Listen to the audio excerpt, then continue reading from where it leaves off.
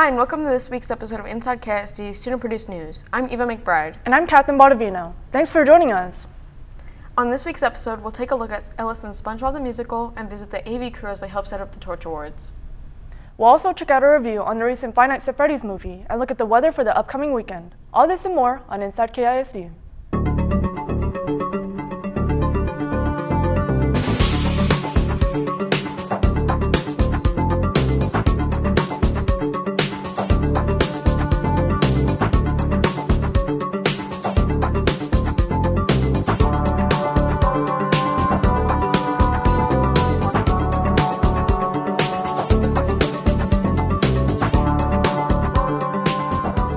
From November 2nd through the 4th, the Chaparral Theater students showed off their hard work and preparations as they performed Matilda Jr. on stage.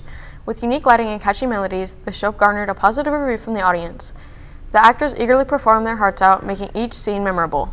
Ultimately, the Chaparral Theater students outdid themselves with this work. Along with the Chaparral students, the Ellison Theater Department performed their showing of SpongeBob the Musical. Featuring great actors and wonderful set designs, the musical was a big hit amongst the audience. Student journalist Aiden Shepard has a story.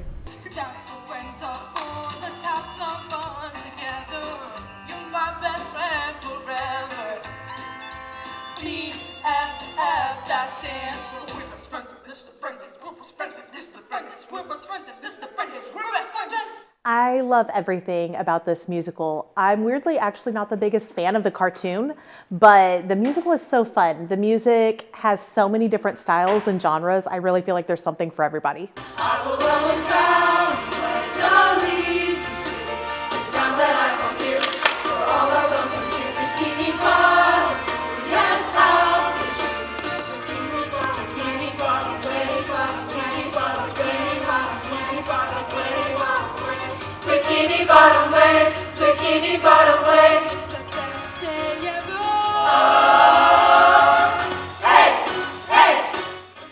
This show is big in every single way. Props are big, costumes are big, set is big, cast size is big, but I've been really proud of everyone because they haven't taken it as a challenge, but they have taken it as something to tackle, and everyone has embraced the complexity and really had fun with it, it seems.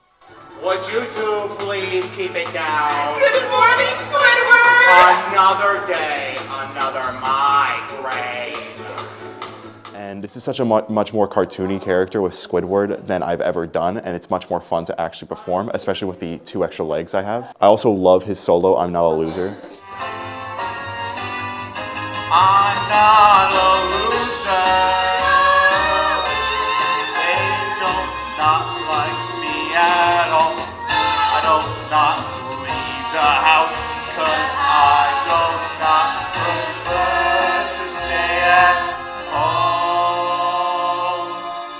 I also love my cast. There's not anyone in the cast that I think is casted wrong. I think we've all been casted absolutely perfectly. And it's so fun to go out on stage with them and act with them. I am proud to be Fry Cook of the Month. You're the only Fry Cook. SpongeBob's been really fun because normally in theater, we don't necessarily want to be cartoonish, but in this show, that's been the name of the game, is embrace crazy, embrace over the top, and embrace cartoon characters. So it's been fun to have no limits and just go there. The end is coming, the end.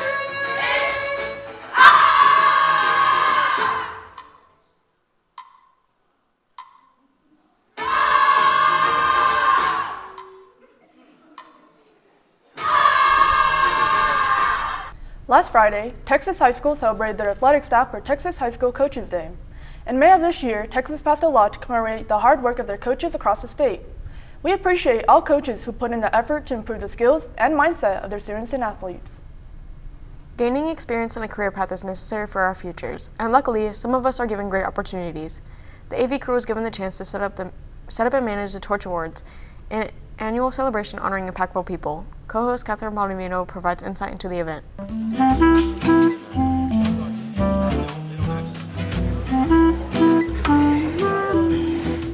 So we just got done tearing down an event that we actually set up called the Torch Awards. It's an annual ceremony that is done here at the Civic Center in Killeen.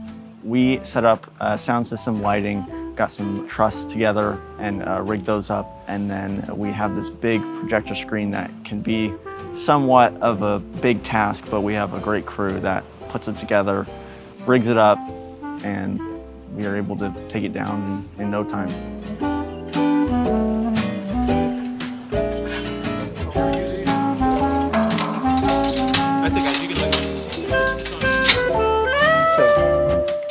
Everything we do is pretty much student run, setup, operation, tear down.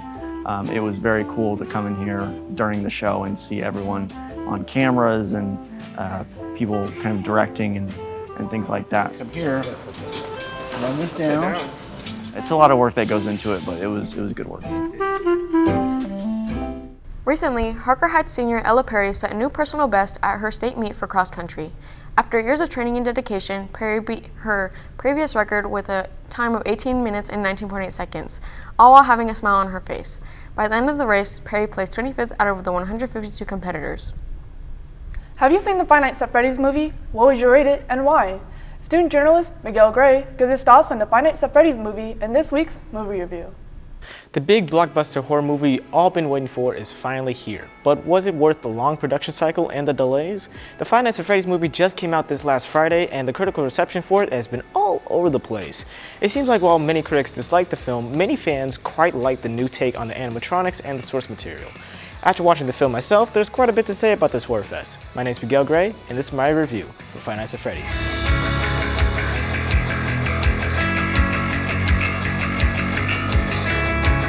Mike Schmidt is a poor and troubled man in need of a job to support himself and his little sister Abby.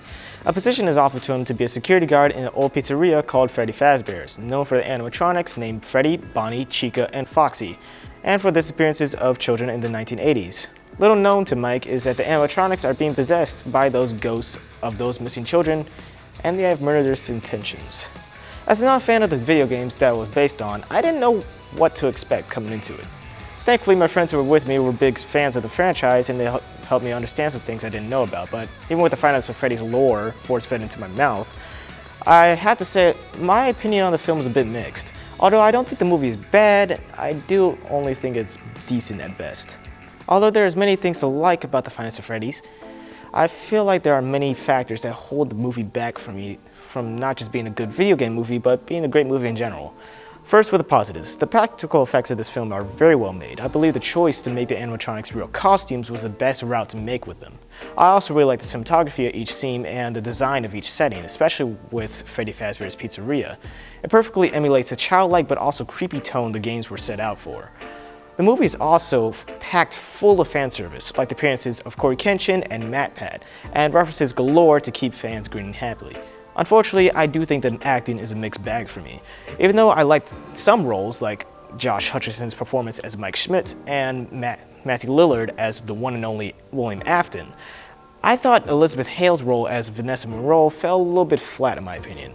I also thought the movie was too short and unevenly paced. It had a slow start in the first third of the film, then it speeds right through the end with what I feel didn't have enough build-up to the mystery of William Afton. Overall, although I did enjoy the movie for what it did right, I do think the rushed story, the inconsistent acting, and the poor pacing is what took it a few pegs down for me. Even though fans will personally like this film, I'm not too sure about casuals, as this film could feel alienating at times, even for me, having my friends' geek knowledge dumped inside my head. My rating for this movie will be 6.5 out of 10. Not bad, but not great either. Thanks for watching, and I hope to see you in the next KCC movie review. Hey everyone, welcome back to another episode of Inside KISD's 3-Day Weather Report. I'm Catherine Botavino, and I'll be your weather person for this week's news broadcast. Looking at the forecast, Friday will have a high of 62 degrees and a low of 50. There will be a 63% chance of rain with light showers in the morning that continue well into the afternoon. Saturday will have a high of 62 degrees and a low of 49. There will be an overcast with an 18% chance of rain. Lastly, Sunday won't be much different with a high of 62 degrees and a low of 49. With a 16% chance of rain, Sunday will have cloudy skies and a slight chance for a rain shower. And that's all for your Inside KISD Weather Report. Thanks for tuning in and have a wonderful weekend. Thank you for watching Inside KISD student-produced television. For Catherine Baldovino, our crew backstage, and all of us here at the Career Center, I'm Eva McBride. We'll see you next time on Inside KISD.